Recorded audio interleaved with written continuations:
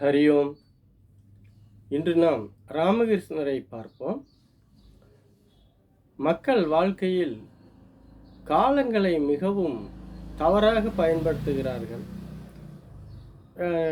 நேற்று நேற்று நடந்த நிகழ்வுகளையும் நாளை நடக்கப் போகும் பயங்களையும் வைத்துக்கொண்டே வாழ்ந்து கொண்டிருக்கிறார்கள். அதெல்லாம் வாழ்க்கைக்கு சரிப்பட்டு வராது என்று ஒரு சிறு கதையை சொல்கிறார். ஒரு ஊரில் ஒரு சிறுவன் இருந்தான்.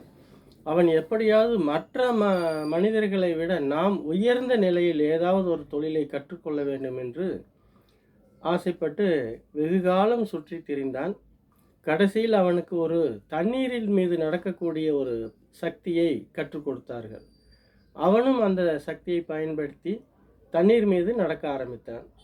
தன் ஊருக்கு திரும்பி வருகிறான். வரும்பொழுது அவன் ஊருக்கு செல்ல ஒரு ஆற்றை கடந்து செல்ல வேண்டும். ஒரு பெரியவர் நின்று கொண்டிருக்கிறார். ஏன் இப்படி நின்று கொண்டிருக்கிறீர்கள் என்று அவன் கேட்கின்றான். அந்த பரிசல் வர வேண்டும், வந்தால்தான் நான் என் ஊருக்கு செல்ல முடியும் என்று கூறுகிறார். ஏன் பேசாமல் தண்ணீரில் நடக்க வேண்டியதுதானே என்று தண்ணீரில் நடந்து காட்டுகின்றான்.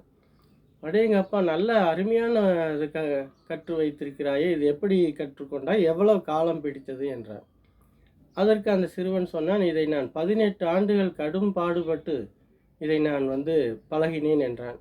அதற்கு அந்த பெரியவர் சொன்னார், ஏன் தம்பி, ஒரு 4 நாள் கொடுத்தால் பர்சல்காரன் அவன் அந்த சைடு கொண்டு போய் விட்டு விடுவானே, இதற்காகவா 18 ஆண்டுகளை வீணடித்தாய் என்று சொன்னார். அதுபோல் நாம் காலங்களை வீணடித்து கொண்டே இருக்கிறோம். இந்த நொடியில் வாழ கற்றுக்கொள்ளுங்கள், அதுதான் சிறப்பாக இருக்கும். வாழ்க்கை சிறப்பாக அமைய வாழ்த்துக்கள். மீண்டும் நாளை சந்திப்போம். இந்த காணொளி உங்களுக்கு பிடித்திருந்தால் மற்றவர்களுக்கும் பகிருங்கள். இந்த காணொளி art of feel Sai yoga என்ற யூடியூப்பிலும் இருக்கிறது, பார்த்து மகிழுங்கள். நன்றி, வணக்கம்.